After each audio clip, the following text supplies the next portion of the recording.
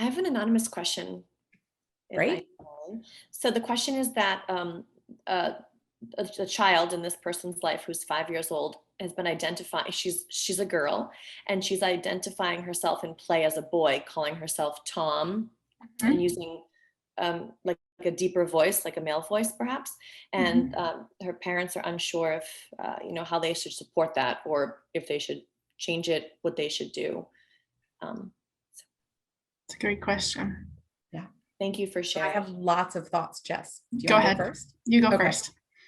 So kids play with gender. They don't have the same history. They don't have the same teachings of what's right and what's wrong and how it should be. And so they explore. And sometimes that exploration comes because a child really feels like they are a different gender than their sex assigned at birth. And sometimes that gender play comes because they're curious and they wonder what it is. And so I would really encourage you to let your child explore. Let them figure out what this is. And so if sometimes they're Tom, great.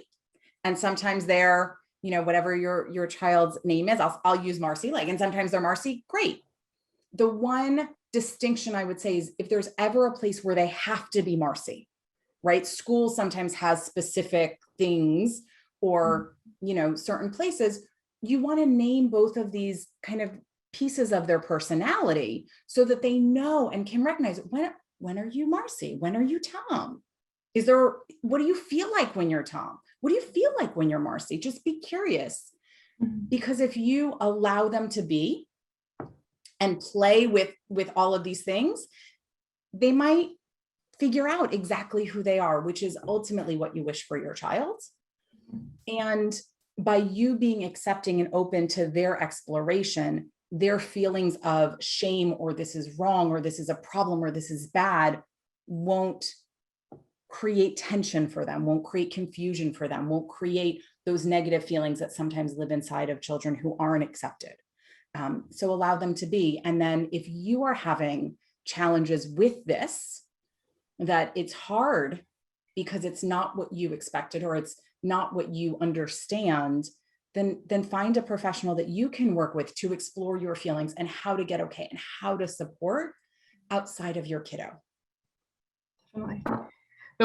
That was awesome. And the one thing I'll add to that is also, especially once a child is 5 or 6, you can also just have a conversation with them like, oh, so how do you feel when you're Tom?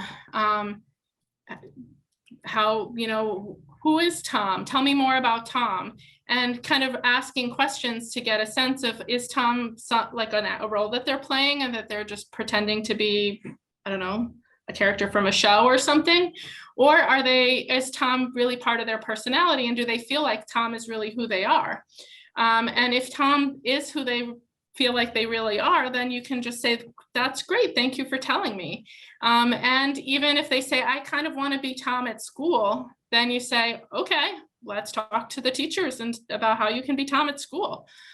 Because that's part of what advocating for our kids to be who they are in all the contexts of their lives where they want to be that part of themselves is about. That's a great point. Does anyone else have a question? And again, feel free to raise your hand and speak it, or to put it in the chat to either. So I just saw, it's not a question, so if you have a question, please put it in the chat, that Serena added that she had a few friends and family seek support at different stages of their child's gender exploration and identity, and that it really helped them navigate. And so thank you for that reinforcement and for that personal experience, that it's been helpful, because we only know what we know. And so we need to learn, and we need to get help learning all of these things, and make sure that we're helping our kids grow up to be happy and healthy, which means letting them be exactly who they are, which I have to say is really a remarkable, beautiful gift that we have right now, living where we live at the time that we live, because there are still places in this world where that's not the case. And there are still places in the US where that's not the case. Oh, yes. Yes. The US is part of this world, right? Yes, absolutely. Sometimes. Yeah. But even, Um, especially if you live in a place like I live in Boston, Marcie lives in New York, like we live in cities and in neighborhoods that are where this is like very widely accepted. And I have to remind myself often that like I live in a Massachusetts bubble. And, you know, so that the privileges that we have here in Massachusetts don't exist everywhere.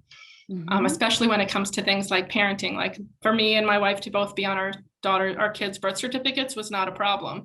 We did adoptions. My wife adopted both of our children so that she was legally recognized as a parent, even though she's not genetically related to them, because that was what we did to safeguard our family recognition as a family. But that process is not really necessary for us here if we stay in Massachusetts, but it is necessary in a lot of other places. And it was very easy for us in Massachusetts. It's not easy in other places. So